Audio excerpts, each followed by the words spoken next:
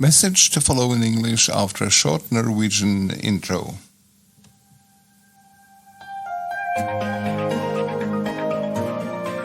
Ja, hei og riktig hjertelig velkommen til en ny episode i podcasten Utenfor, men innenfor. Denne gang kun på engelsk av hensyn til ukens gjest, programleder for denne sendingen, Edgar Waldmanis.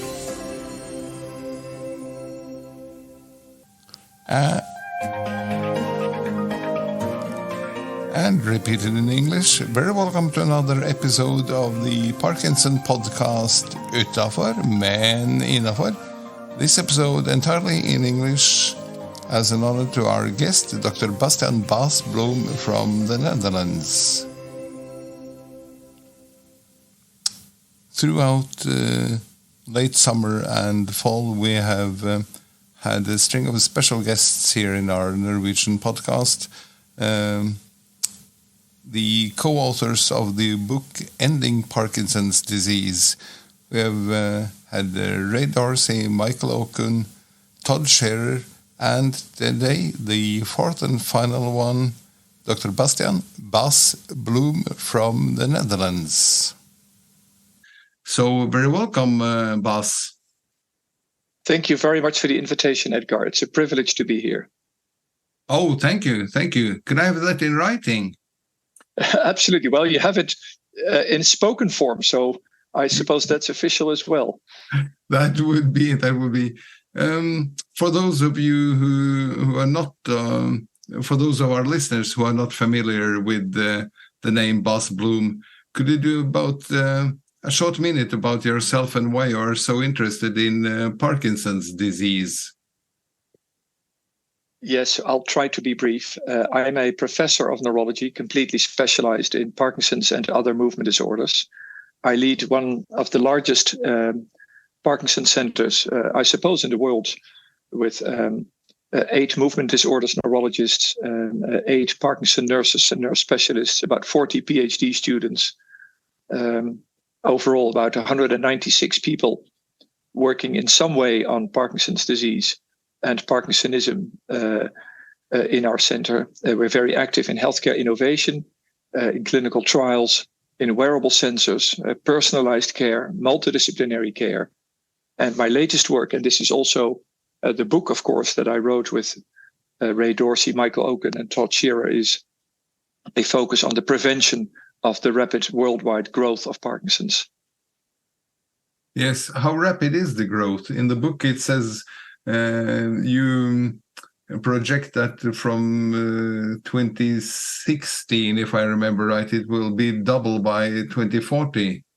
Does that exactly?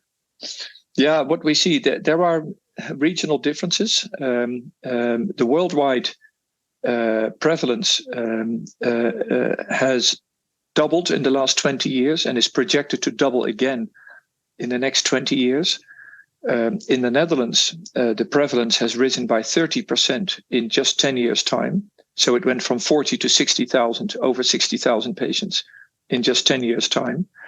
It's maybe good to explain to listeners what prevalence means. Prevalence is the number of people presently affected by Parkinson's. And if you compare that to a bath, the water level in the bath is dictated by the amount of water entering your bath and how much water leaves your bath through the sink. Yeah. What we see is that in certain areas of the world, particularly areas where there's a lot of industrialization, such as China, the influx into the bath, the incidence, this is called the incidence, is very high. Parkinson's is exploding in China. In the Netherlands, the influx is more or less stable. And again, the more industrialization, the faster the growth. Even though the incidence is stable in the Netherlands, the prevalence is growing. And this is probably because we grow older. So people live longer. And we have our Dutch Parkinson net in the Netherlands, which is, by the way, now present also in Norway, which leads to better care, fewer hip fractures, and also to a reduced mortality. So the water levels in the bath also rise because there's less water leaving the bath through the sink because of enhanced survival. And just quickly, yes, aging explains part of the rise of Parkinson's. But in an international study, after correction for aging, Parkinson's was still growing. And so it's more than just aging. And more importantly, I don't think that aging itself is the cause of Parkinson's. Growing older means simply that you've had more time to be exposed to toxic chemicals in our environment, such as pesticides, trichloroethylene, and air pollution. So, yes, aging plays a role, but aging, I think, is a marker for toxic exposure, at least to some extent as well. Right. So you are quite in line here with your co-author, Ray Dorsey, who was also strong on the environmental issues, I remember, who said that partially what you're saying now, we're more exposed to air pollution, pesticides going into the ground, water pollution, such a simple thing as having your clothes given over to the dry cleaner. Exactly. The latter is trichloroethylene, a chemical used in laundries, but also used to degrease metals. No, absolutely. Ray and I are fully on the same page. And I think Michael Oken and Todd Shearer are also on the same page. We all wrote the book, The Parkinson Pandemic.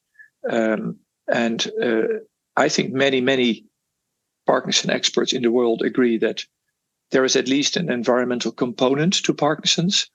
Ray and I are convinced it's a large component. People may know that there is a genetic contribution to Parkinson's. There are 8 Parkinson genes. We just published a brand new paper. So this is for the listeners in Norway, a novelty, that many of those genes are thousands of years old. Yet Parkinson's disease was probably a very rare disease prior to 1817, until we started polluting our environment, initially with air pollution in London, of course, with the Industrial Revolution. Since World War II, with pesticides, which were needed to feed a fast-growing worldwide population, and later also chemicals such as trichloroethylene.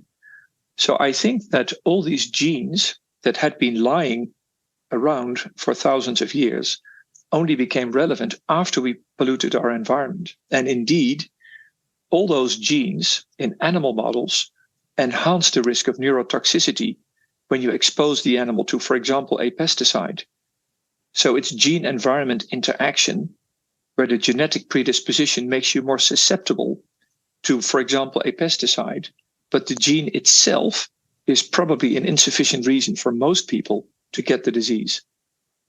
Yes, I seem to remember that Michael Oken was on this page as well, where he said that it's not only pollution, but if you are genetically disposed, then certain pollutants will wake up that gene and hence deliver Parkinson. Am I right on that? Yes, absolutely. I wouldn't say they wake up the gene, but the gene is like... well, that's my lay person's. Right. But you're absolutely, but it's the interaction. It's the interaction between the two, basically, gene environment interaction. Yeah. You briefly mentioned Parkinson Net, which we're very happy to have in Norway as well. We, as you probably know even better than me, we started out a pilot of this in 2018-19 something, and by now we are actually fully implemented countrywide. Where did you get the idea for Parkinson Net? Yeah, so there were the co-founders. Well, there were 2 main reasons for founding Parkinson Net. One is I had done my PhD on gait and balance disorders in people with Parkinson's disease. And as most listeners will probably recognize, gait and balance problems are difficult to treat with the pills that we're using, the oral pharmacotherapy. So we need something better. And I also happen to have a background as a semi-professional volleyball player. And as a volleyball player, I had developed a deep belief, a faith in the merits of physiotherapists. So knowing that falling and posture instability were were difficult to treat with drugs. And knowing that physiotherapists can do a lot in these areas, I was really in need of good therapists who could help my patients. But the problem was, as a physician, there wasn't such a thing as the yellow pages. I assume you have the yellow pages also in Norway. Yeah, we do. Telephone, yeah. So I did not have a list of people who were passionate about Parkinson's, were knowledgeable, and were keen to treat these people. They were there, here and there, but they're not in the yellow pages. So I wanted a network that I could pick from so that I could refer my patients with confidence to somebody who understood Parkinson's disease. That was one, just driven by my needs as a doctor. The other one was driven by my needs as a scientist, because although I had a passionate belief in ParkinsonNet, there was at the time very little evidence to support the merits of a physiotherapist. So we needed better trials. But if we were to launch a trial of physiotherapy, at the least, you want the treatment to be delivered by super trooper experts and not by, at the time, the run-of-the-mill therapist who was treating just one or two patients, did not follow guidelines, and did not follow, a multidisciplinary approach. So we built ParkinsonNet as a network of dedicated, well-trained professionals who had received education according to the latest evidence-based guidelines and who subsequently treated a high caseload, many patients, both to better serve care today, the Dr. Bloem was helped, and as an infrastructure for trials, which helped Professor Bloem to perform the trials that were necessary to provide the evidence for physiotherapy. And I'm happy to say that both were successful. Like Norway, the Netherlands has a nationwide network. Patients benefit every day. But we've used the same network to publish trials about physiotherapy, occupational therapy, Parkinson nurses, speech-language therapy, which is ultimately necessary to convince governments and healthcare providers and insurers that ParkinsonNet is a good idea and that they should fund it. Good. Interesting to hear that background. So far, Norway is the only other country outside the Netherlands implementing ParkinsonNet. How come that not any other country has come on board? Well, that's not entirely true. Oh, sorry. No, that's quite all right. Luxembourg also has a full nationwide ParkinsonNet. We've trained a network in California together with Kaiser Permanente, a healthcare giant in the United States. We've just completed a training in Malta. We're doing preparatory work at the moment in Australia. So there is very concrete and specific interest from Italy right now. So yes, Norway and Luxembourg are the only countries like the Netherlands with full nationwide implementation. And there are smaller networks in other parts of the world. So it's beginning to grow. But your question is obviously well taken. Why doesn't the whole world have a ParkinsonNet? And the problem is, the ParkinsonNet, just quickly for all the listeners, we've done trial after trial after trial, and a network of dedicated professionals who are well trained, who treat many patients, and who work as a team leads to better care, better outcomes, fewer hip fractures, fewer hospital admissions, even fewer deaths, according to our latest research, and in the Netherlands, to 20 to 30 million in cost savings. So better care at a lower price. To reach that moment, you need an investment at two ends. You need funding to build the network, to do the training, to identify the leaders of the network, to build the internet platform, etc. And after the building costs, you need the maintenance costs. A hospital has overhead, and we all accept it. The hospital needs central heating. The hospital needs to be cleaned. The hospital needs a guard for security. And a network also has overhead. We need to maintain the internet technology. We need to update the guidelines. We need to do professional trainings. We need to do our annual teaching courses. And who wants to pay for the chronic maintenance costs? Now, the interesting thing is the costs of Parkinsonet in the Netherlands is about 1 million each year, plus or minus. The cost savings each year. Euros, yeah. And the cost savings is about 20 to 30 million. So that's easy. So when I talked to the Minister of Health in Norway, who was wonderful, I think he's now been replaced. He said, where can I sign? Where can I sign? That's an easy equation. But the problem is, but he was a visionary man, but you need initial cost to build, and people find that difficult. Where do you find that initial building cost? And who wants to take responsibility for the chronic maintenance costs, knowing that there are cost savings, right? And Norway has a good situation, like Luxembourg, because you have a nationwide insurance system. So the one who invests is the one who also reaps the benefits. But in, for example, the United States, with multiple payers and multiple providers, it is unclear that somebody who invests will also reap the benefits. So you had a visionary Minister of Health. You have a good healthcare system, and that's why it worked in Norway. But in other countries, it appears to be more difficult. Right. But then fingers crossed, as you say, the equation should be easy. What's the saying? You do the math. Yes, exactly. Yeah. And we can hope for more countries to come on board, because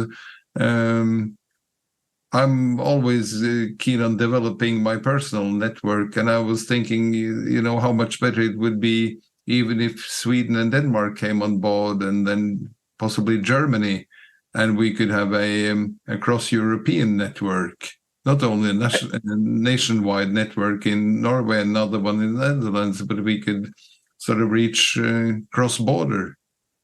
Exactly. Well, we've called our book The Parkinson Pandemic. This is a worldwide disease, sparing no one. It happens in every country. It affects men and women. It affects not just old people. 1/3 of patients in the Netherlands is under the age of 65, which is when you want to be active at work, when you want to travel. And many people over the age of 65 are in the middle of their life and want to lead an active life with fulfillments. So Parkinson's disease, in contrast to what some people might think, is a disease of very active people who are affected by this dreadful condition right in the middle of while you're making other plans. And we can only tackle that pandemic, that worldwide issue, by collaborating. I completely agree, Edgar. Good. If you were diagnosed with the Parkinson's disease yourself, you're certainly a very active person. How would it change your way of living? Well, I think I would continue with what I do.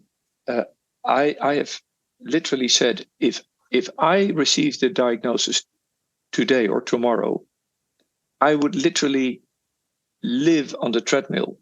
I would exercise every day. I would do an aerobic workout for 30 to 45 minutes every day, not just 3 times a week, every day. And why every day? If you have to exercise every day, there's no ifs, ands, or buts. You have to do it. If you exercise 3 times a week, there's always tomorrow. But I think if I develop Parkinson's, I exercise every day. I would do an aerobic workout for 30 to 45 minutes every day. I would do what I already do, is never take the escalator, but take the stairs. I don't take my car, but I take my bicycle. I don't take my bicycle, but I walk. I remain physically active all the time, remain mentally active, maintain optimal bowel movements, treat constipation aggressively.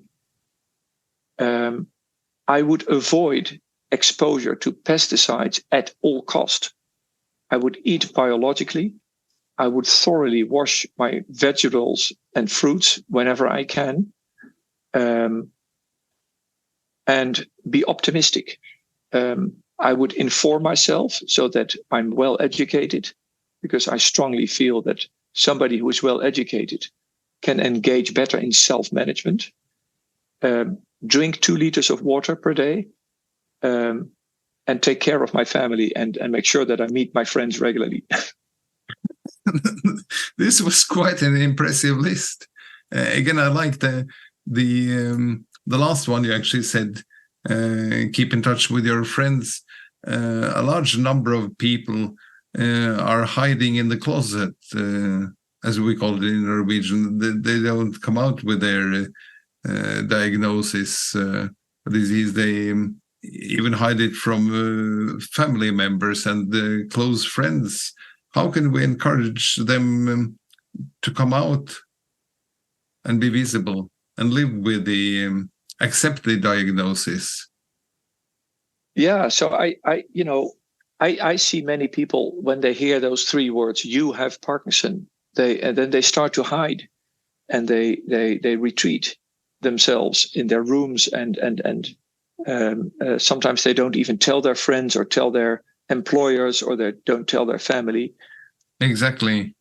And I think, and of course, this is an individual decision, but my recommendation is discuss it. If I had Parkinson's, I would tell all my friends, I would say, I've got this disease, and at the moment there is no cure. At the moment it's a progressive disease, and those are 2 horrible facts. But Parkinson's today, 2023, is already a different story compared to, say, 10 or 15 years ago, because we've got better care, better drugs. We've got insights into lifestyle measures, exercise. The first disease-modifying treatments will soon find their way to the clinic. Parkinson's is now, I'm going to say something silly, Edgar, a fashionable disease. It has received the attention of many people. I'm very much an activist. I seek the media, social media, regular media, and I ask and call for attention for Parkinson's every day of my life. And it's beginning to work. People are beginning to see that this is a fast-growing disease, a terrible disease, a preventable disease, and a treatable disease. So communicating that to your friends and your family is important. There's no cure, but there is hope. And this is a time of hope. Treatable, or did you say untreatable? No, it's treatable. It's treatable. We can suppress symptoms. We can improve quality of life with a personalized, multidisciplinary, patient-centered approach. Parkinson's is a treatable condition. We can't cure it, but we can suppress symptoms and improve quality of life accordingly. And that's important for everybody listening. And if you're not transparent, Parkinson's is a visible disease. Remember that James Parkinson described the disease based in part on individuals who he had merely observed walking on the street in London. So if you don't tell people, they will see you, and they will think or fantasize or speculate what it is that you have. They may think that you're drunk, that you've become an addict. And trust me, what people think it is nearly always worse than the truth. So go out, tell people it's Parkinson's, but thank God this is now receiving a lot of attention, and there is a brighter future, hopefully within reach. That's what I would say. Right. Excellent encouragement there, both for people to come out and, as you said, to be optimistic for the future. In the Norwegian version of this podcast, we always have a quiz. We call it Train the Brain. And you also said in your advice to people, you said stay mentally active. Are you up for a quick questionnaire here? Sure, of course. Why not? Your patient Sara Rigare from Sweden, whom you know very well, actually had 5 out of 5 correct when she was quizzed. But Sarah is amazing. So Sarah is just, she did her PhD in our group. last year and did a fabulous job. And she is such an amazing and wonderful person, ambassador. And she is really the advocate both for self-management, self-monitoring, but I think first and foremost also an ambassador for the fact that you are a person who happens to have Parkinson's, right? You're not the patient who happens to have a life. You are a person with your hobbies, your marriage, your friends, your work. And yes, you happen to have Parkinson's, but that's a different perspective. And I've been really inspired by Sarah in that regard. And so was I, by the way. In Norway, we also have, especially in the boxing group, we have a large group of people with Parkinson's that do rock steady boxing regularly. And we have our own gym T-shirts. On the back it says "Fight Back," and I think exactly that's what Sarah is doing as well. Yes, absolutely. Over to the quiz. The quiz. In Barcelona, we heard a song called "Parky Raccoon," but the original title of that song is. Oh boy. Pass. I failed there. How? Don't you remember from the opening ceremony that there was Yes, I remember, but I should know, but the title is Rocky Raccoon. Which sorry. By... I fail again. Is that the second question, or is that all part of that was question? the second question. Okay, well, 0. Rocky Raccoon. 0 out of 2. What a bad start. Yes, Lennon McCartney wrote it. Over to something easier. How many professionals are now registered in Parkinson in Norway? Ooh. Not patients, but professionals. How many disciplines or how many individual professional persons? Ooh, that's a good question. I would guess between 400 and 600. We are way above. Last really? figure I saw was 1,800 something. Close Brilliant. To 2,000. Brilliant. Well, I'm actually happy that I got it wrong because it makes me extra proud of what you have achieved in Norway. That's brilliant. Jumping again, the name and nationality of the Secretary General of NATO. Hello. I forgot your box. Just 1 second. Just hold. I'm in an interview. Thank you. Thank you very much. Okay, go ahead. I said the name and the nationality of the Secretary General of NATO. Stoltenberg. That is from Sweden. Sweden. Is he Norway? Is he Norwegian? No, he's probably Norwegian. Yes, he is. And you just sank on the scale from everyone listening in Norway here. They say, "Nah, not Sweden." And but you know that the candidate to succeed him is Mark Rutte, our Prime Minister, who's stepped down and who left the country behind in a mess, by the way. But anyway, that's for a different conversation. But you just had a Dutch Secretary General.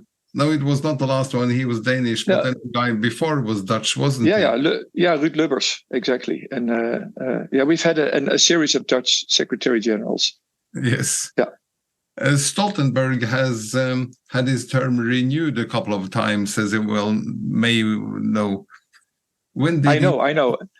Yeah, go ahead. When did he start? Which year? Oh, probably these are 4-year terms, and I think he did 2 terms and then 1 extension. So I guess 9 years ago. Which is correct. 2014 he started out. Hey! That's a brilliant point.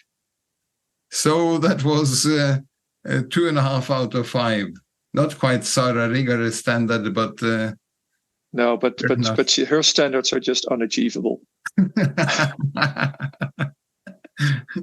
Good. Well, as we always say in the Norwegian quiz as well, we say that the main point is starting your brain, starting to think, what could it be? What nationality could it be? Let me see, he would not be Danish because the guy before was Danish, so that's one is out. And then if you start out, your brain starts working and you engage yourself and you fight back in that respect as well. Yes, exactly. Are there any... Oh, we forgot to ask here. We usually ask for a fun fact, something that not so many people know about Dr. Bas Bloem. Well, I suppose one fun fact is that in my spare time, I'm a DJ Boom Boom Bloem. And I really enjoy doing that. I think that's really fun. So that's not something that not many people know. I'm not good at it, but I do it with a great deal of passion. And the other thing that people may not know is that I chose for a career in medicine and chose for a career in neurology because my mother had multiple sclerosis. And I always wanted to cure my mother.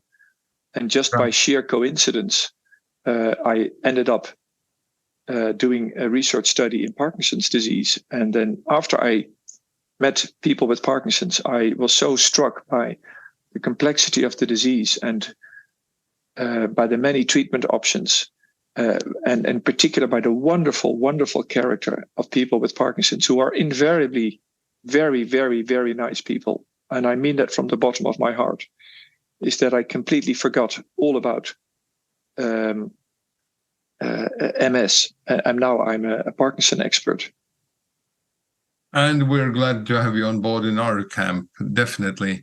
Are there any questions or topics that we haven't covered and that you would like to speak out about? I know that you're quite scheduled right now, but is there anything left?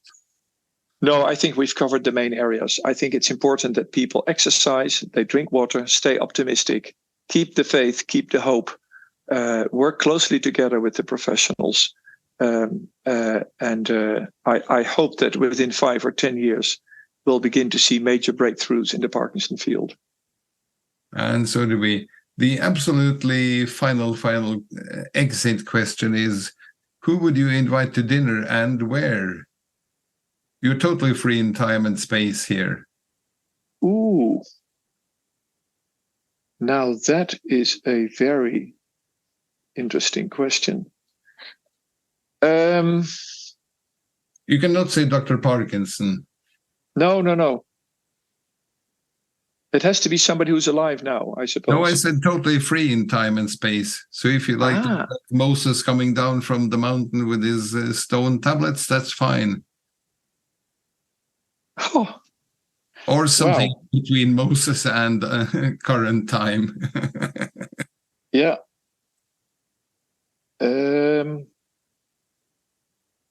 Boy, that's a very difficult question.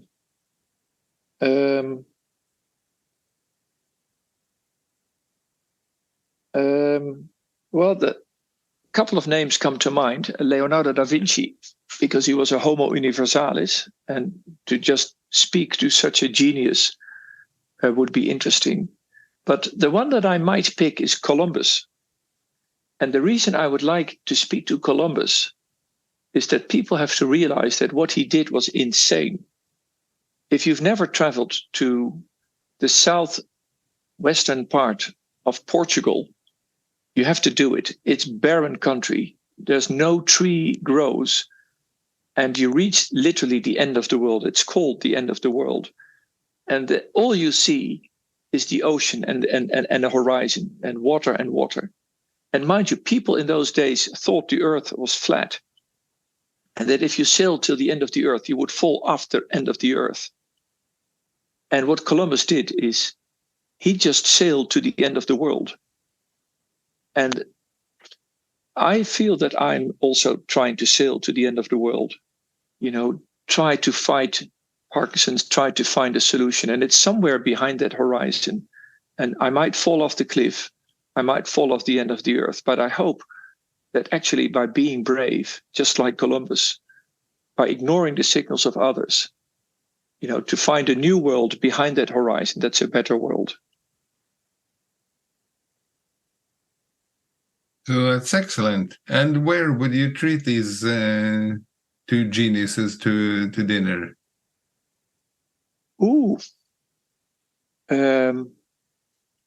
I think in a very small restaurant somewhere in Italy, where they have only 2 or 3 tables.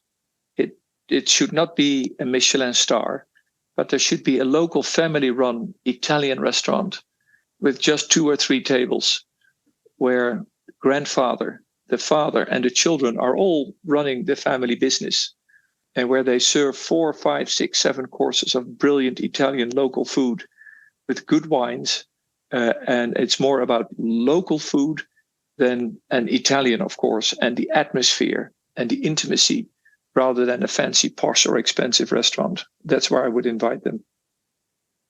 That sounds like a fantastic dinner. I think I would like to be what in Norwegian we have a saying called fly on the wall. Yes. No one would notice me, but I would be there, and I would even drop in on your conversations with these 2 gentlemen. I think that's the end of that. Or rather, I don't think it is the end of that. Many, many thanks for being with us today, Bas. And looking forward to speaking to you again soon. You're more than welcome. And thank you again for the invitation and for the wonderful set of questions. I really enjoyed this.